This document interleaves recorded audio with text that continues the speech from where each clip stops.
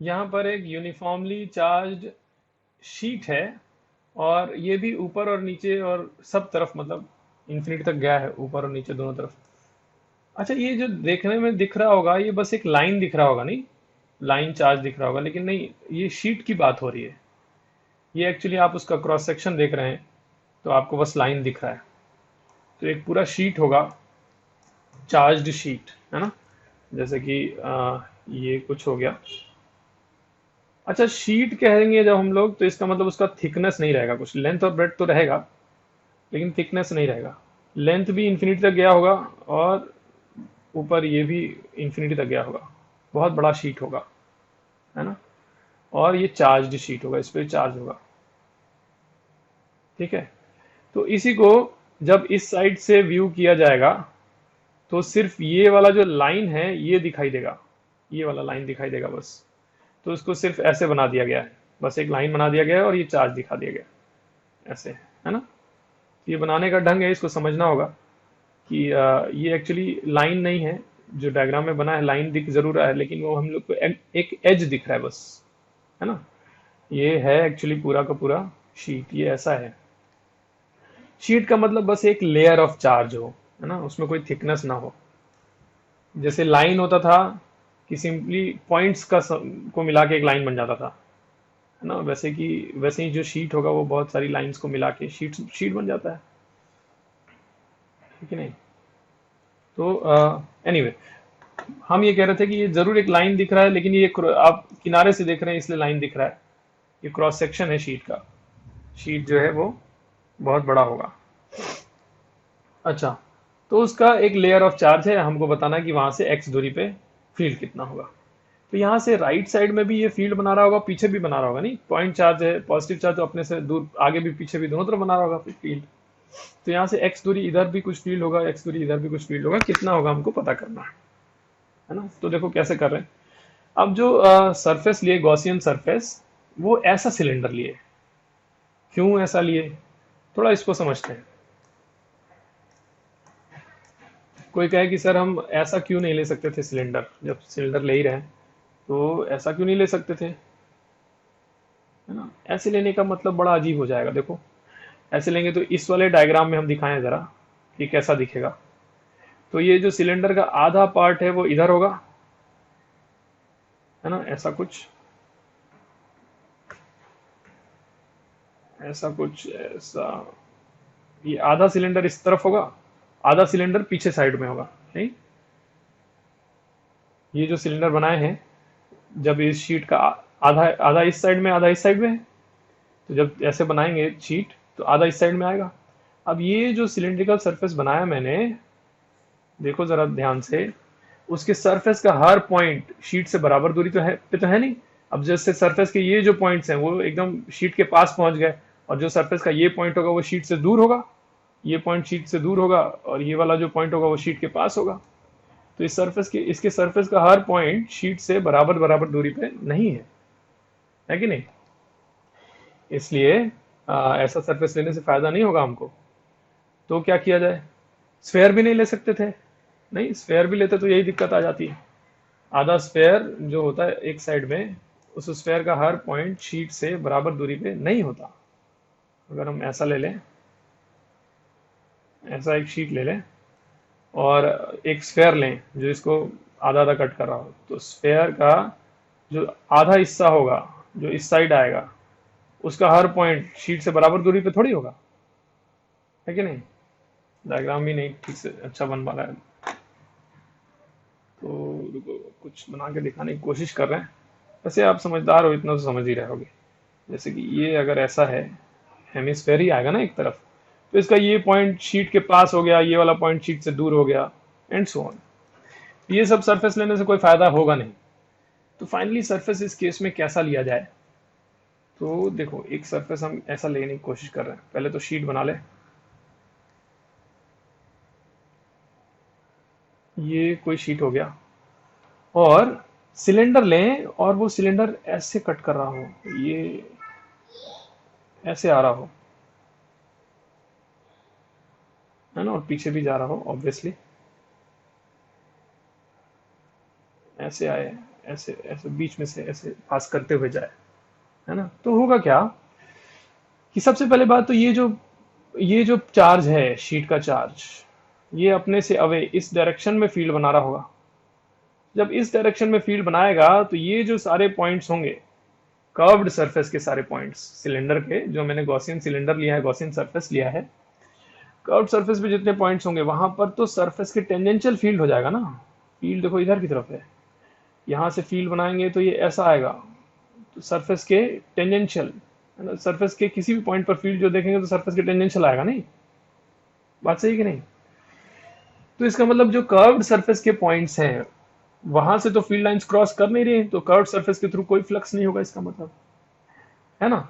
जो भी फ्लक्स होगा वो कहां के थ्रू होगा, केवल ये जो कैप है, ये जो देखो ये जो कैप है, ये जो एरिया है, जो भी फ्लक्स होगा केवल इसी के थ्रू होगा। फील्ड लाइन, अब इनके थ्रू जब फील्ड लाइन बनाएंगे तो यहां से तो ऐसे फील्ड लाइन बन रही है ना, ऐसे, तो इस कैप के थ्रू तो क्रॉस करके निकल ही रही है फील्ड लाइन, तो इसमें से फ्लक्स होगा। तो इस तरह से ये पॉजिटिव चार्ज अपने से इधर भी फील्ड बना रहा होगा, इधर की तरफ ऐसे भी फील्ड होगा, ये फील्ड भी ये देखो इस कैप को क्रॉस करके जा रहा है। तो जो भी फील्ड होगा वो इस केवल इस कैप के थ्रू, जो भी फ्लक्स होगा वो केवल दोनों जो कैप्स हैं उनके थ्रू होगा, कर्व्ड सरफेस के थ्रू कोई फ्लक्स नहीं हो। एक बात हो गई। अब दूसरा बात कि अगर मैंने ये जो सिलेंडर लिया है वो यहाँ से ये x दूरी पे है, इसका कैप, और पीछे वाला कैप भी शीट से x दूरी पीछे है, तो हम कह सकते हैं कि इस कैप के हर पॉइंट पर जितना जितना फील्ड होगा, एक तो वो सेम होगा क्योंकि इस कैप का सारे पॉइंट्स शीट से x दूरी पर ही हैं, तो सेम फील्ड होगा।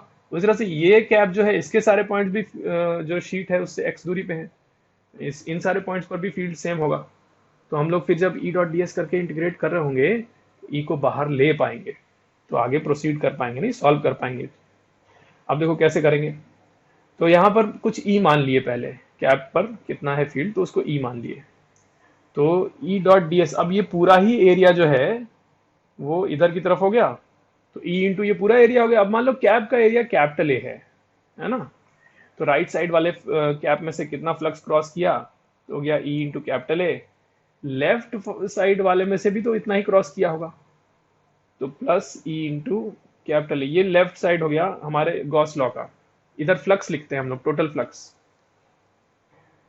Is equal to Q upon epsilon naught लिखना है, तो लेफ्ट साइड में ये हो गया E into A plus E into A. अच्छा एक चीज ध्यान दो, ऐड होगा E into A plus E into, दोनों पॉजिटिव है, कोई नेगेटिव फ्लक्स नहीं है इसमें ना। देखो कैसे, यहां पर देखो राइट साइड वाले में देखो तो फील्ड किधर की तरफ है, बाहर की तरफ राइट साइड में, और एरिया वेक्टर भी जब इस कैप का बनाएंगे तो वो भी तो इधर की तरफ होगा एरिया वेक्टर, तो मतलब जिधर फील्ड है उधर ही एरिया वेक्टर है। E dot D S positive आया। और लेफ्ट साइड वाले में देखते हैं, यहां वाले कैप पर देखते हैं, फील्ड पीछे की तरफ है लेफ्ट साइड वाले डायरेक्शन में, और जब इसका इस कैप का एरिया वेक्टर बनाएंगे वो भी तो लेफ्ट साइड वाले डायरेक्शन में ही आएगा, मतलब जिधर फील्ड उधर ही area, E dot D S उसमें भी पॉजिटिव आएगा। तो लेफ्ट साइड वाले कैप के थ्रू भी positive E dot D S है, राइट साइड वाले कैप के थ्रू भी पॉजिटिव है ई डॉट डी एस का वैल्यू, इसलिए दोनों देखो जुड़ रहा है, दोनों पॉजिटिव। तो लेफ्ट साइड में मैंने टोटल फ्लक्स लिख दिया is equal to, right side में लिखना है charge enclosed upon epsilon naught. अब ये जो मैंने सिलेंडर लिया है, वो सिलेंडर जो गॉसियन सरफेस लिया है वो इस शीट में से कितना चार्ज इनक्लोज कर रहा है ये देखना है। तो ये सब चार्ज तो बाहर है ना, इस गॉसियन सरफेस के अंदर केवल इस इतने एरिया में, शीट के इतने एरिया में जो चार्ज होगा वही तो इस गॉसियन सिलेंडर में इनक्लोज होगा। तो इतने एरिया में कितना चार्ज है, तो charge per unit area into ये वाला एरिया, इतना ही तो चार्ज इनक्लोज होगा। चार्ज पर यूनिट एरिया को सिग्मा लिख दिए और इनटू ये वाला एरिया, वो तो कैपिटल ए है, जितना इस कैप का एरिया था, जितना इस कैप का एरिया था उतना ही तो ये वाला एरिया भी होगा। तो capital A, sigma into capital A, charge enclose हो गया अपॉन एप्सिलॉन नॉट। तो यहां से सब में ए कॉमन लेके कटा दिए तो ई आ गया सिग्मा अपॉन 2 एप्सिलॉन नॉट, है ना। मतलब ये जो आंसर आया देखो सिग्मा अपॉन 2 एप्सिलॉन नॉट, इसमें x तो है ही नहीं, इसमें x नहीं है, इसका मतलब कि एक चार्ज शीट हो, यूनिफॉर्मली चार्ज शीट हो और लॉन्ग हो, इन्फिनिटी तक गई हो ऊपर और नीचे, तो उसके कारण एक्स दूरी पर जो फील्ड होगा वो एक्स पे डिपेंड ही नहीं कर रहा है, देखो, मतलब कांस्टेंट है। उससे एक्स दूरी पे जो फील्ड होगा वो यूनिफॉर्म होगा, कांस्टेंट होगा। तो हम लोग नहीं पहले कभी कभी बात करते थे कि यार मान लीजिए कि यहाँ इस रीजन में जो फील्ड है वो यूनिफॉर्म है, तो कभी तो मन में आया होगा कि यूनिफॉर्म फील्ड कौन बनाता है। अब जैसे पॉइंट चार्ज तो यूनिफॉर्म फील्ड नहीं बनाता है, पॉइंट चार्ज के कारण दूरी जाने पर फील्ड का वैल्यू कम होते जाता है, कांस्टेंट तो नहीं रहता। लाइन चार्ज भी कांस्टेंट फील्ड नहीं बनाता है ना। तो कांस्टेंट फील्ड कौन बनाता है, ये बनाता है। एक यूनिफॉर्मली चार्ज शीट हो लेकिन लार्ज हो, सब तरफ खूब दूरी तक गई हो। अच्छा, हम जब फिजिक्स में कहते हैं इन्फिनिटी तक गया है, तो इसका ये मतलब नहीं कि एक्चुअली ये शीट इन्फिनिटी तक लेके जाएंगे, ऐसा कुछ नहीं। देखो होता क्या है, कंपेरेटिव होता है ये सब। हम जब कहते हैं कि ये शीट बहुत लार्ज है, इन्फिनिटी तक गया है, तो कंपेरेटिव है। किसके कंपैरिजन में, ये एक्स के कंपैरिजन में। जहां हमको फील्ड बताना है, जितनी दूरी पे शीट से जितनी दूरी पे फील्ड बताना है, उस दूरी के कंपैरिजन में अगर फील्ड, ये जो शीट है इसके डायमेंशंस लेंथ और ब्रेड्थ बहुत बड़े हों। अब जैसे मान लो बताना हो, यहाँ से शीट से 1 mm दूरी पे बताना है और शीट का लेंथ और ब्रेड्थ है 10 मीटर 10 मीटर, तो ये फॉर्मूला सही हो गया ये लार्ज शीट, है ना। चलिए, अच्छा, तो लार्ज शीट के केस में एक्स दूरी पे जो फील्ड होता है वो यूनिफॉर्म होता है, कांस्टेंट होता है और इतना होता है, सिग्मा अपॉन 2 एप्सिलॉन नॉट।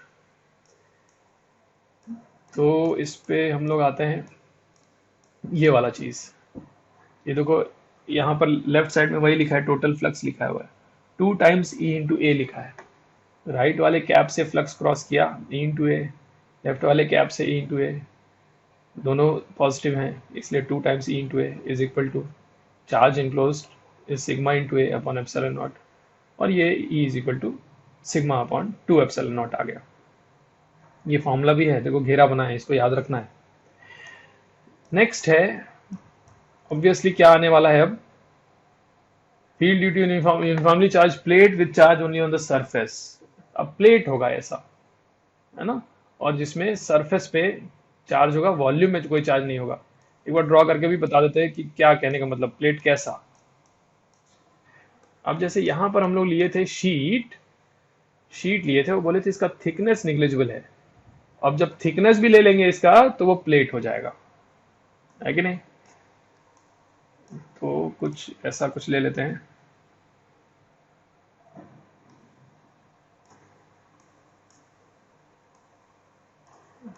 ये हो गया, और इसका कुछ थिकनेस भी रहेगा, ऐसा कुछ, है ना, थिकनेस भी होगा, मतलब इसके दो सरफेसेस होंगे। अच्छा, ये भी लार्ज होगा, ऊपर भी इंफिनिटी तक गया होगा, नीचे भी इंफिनिटी तक गया होगा, इधर भी सब तरफ इंफिनिटी तक गया होगा। अच्छा, अब इसके दो सरफेसेस, एक ये राइट साइड वाला सरफेस और एक पीछे वाला सरफेस भी तो एक होगा, प्लेट के दो सरफेसेस होंगे। और अभी हम लोग बात करने जा रहे हैं ऐसा केस जिसमें प्लेट के केवल सरफेसेस पे चार्ज हो, इधर वाले सरफेस पे चार्ज हो और पीछे वाले सरफेस पे चार्ज हो, इसके वॉल्यूम में चार्ज ना हो, तो उस केस की बात कर रहे हैं हम लोग। इसको ऐसे बना दिया गया है, दो पैरेलल ऐसे बना दिया गया और इधर चार्ज लिख दिया गया, ऐसे ऐसे, है ना, ऐसे लिख दिया गया। ये कहने का मतलब, ये एक्चुअली क्रॉस सेक्शन देख रहे हैं ना, तो बस ये वाला चीज दिख रहा है, ये वाला चीज थिकनेस वाला पार्ट दिख रहा है, ये चीज, और केवल किनारे किनारे मतलब सरफेसेस पे चार्ज लिखा है। तो ये इस केस की अब बात कर रहे हैं हम लोग। चलिए, तो अब इसमें दो लिखना होगा, दो केसेस होंगे। एक तो अंदर के किसी पॉइंट पे फील्ड कितना होगा और बाहर के किसी पॉइंट पे फील्ड कितना होगा। तो इसके लिए दो डायग्राम बना दिए हम, अंदर के लिए अलग, बाहर के लिए अलग। अंदर के किसी पॉइंट पे, अच्छा, ये जो थिकनेस है शीट का वो 2D है ना, जो थिकनेस दिखा रहे थे अभी डायग्राम में, वो थिकनेस 2D ले लिए, और उसका जो बीच वाला लाइन है वहां से x दूरी पर अंदर के किसी पॉइंट पर फील्ड पता करना था। तो ऐसा गॉसियन सरफेस ले लिए, देखो अंदर ही अंदर सिलेंडर, तो इसमें चार्ज इनक्लोज तो जीरो है, तो फील्ड भी जीरो आएगा। देखो यहाँ पे लिखा है x लेस देन d के लिए, अंदर के किसी पॉइंट के लिए राइट साइड में चार्ज इनक्लोज जीरो है, तो फील्ड हो गया जीरो। अब बाहर का कोई पॉइंट लेते हैं, तो सिलेंडर अब ऐसा लेना होगा, है ना। अगेन वही बात की सरफेस के जो ये जो पॉइंट्स होंगे इनके थ्रू कोई फ्लक्स नहीं होगा, वहां से फील्ड टेंजेंशियली निकल जाएगा। जो भी फ्लक्स होगा वो कैप्स के थ्रू होगा, ये वाला कैप और ये वाला कैप। तो इस वाले कैप के थ्रू कितना लिखेंगे, तो ई इंटू एरिया, ई बाहर, एरिया भी बाहर। यहां से लिखेंगे तो ई लेफ्ट में, एरिया भी लेफ्ट में, positive, E into area. Total flux हो जाएगा 2 times E into area is equal to, right side में चार्ज इनक्लोज लिखना है। अब देखो यहाँ दो सरफेसेस हैं, इधर वाला सरफेस पे भी एक चार्ज इनक्लोज हो रहा होगा इस सिलेंडर के अंदर, है ना। देखो ऐसे बना, एक इधर वाले सरफेस पे भी ए एरिया में और इधर वाले सरफेस पे भी तो ए एरिया में चार्ज इनक्लोज हो रहा होगा। तो कितना सिग्मा, अगर ये है और ये भी सिग्मा है, तो सिग्मा इंटू ए इसमें चार्ज होगा और सिग्मा इंटू ए इसमें चार्ज होगा। तो 2 टाइम्स सिग्मा इंटू ए चार्ज होने वाला है ना।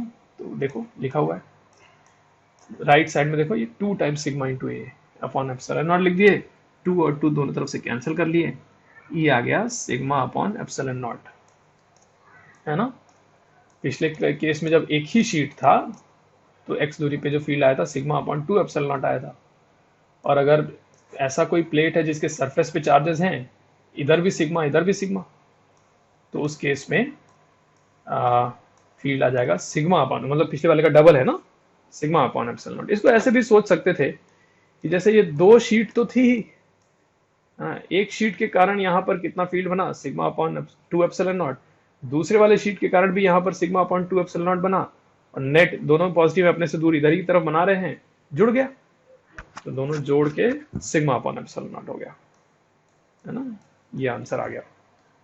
और अब लास्ट, जिसमें कि कहा गया कि वॉल्यूम में, प्लेट के वॉल्यूम में चार्ज हो, तो इस केस में अंदर जीरो नहीं होगा, कुछ आएगा। तो देखते हैं क्या आता है। तो एक प्लेट ले लिए, ये भी उसका क्रॉस सेक्शन थिकनेस दिख रहा है, 2D इसका थिकनेस है, इसके वॉल्यूम में चार्ज है। तो पहले किसी अंदर के पॉइंट के लिए पता करने जा रहे हैं फील्ड। तो ऐसा एक गॉसियन सिलेंडर ले लिए, है ना। तो लेफ्ट साइड में लिख दिए। अच्छा, अगेन जो भी हमको सिमेट्री से कह सकते हैं कि जो भी फील्ड होगा वो रेडियली बाहर की तरफ होगा।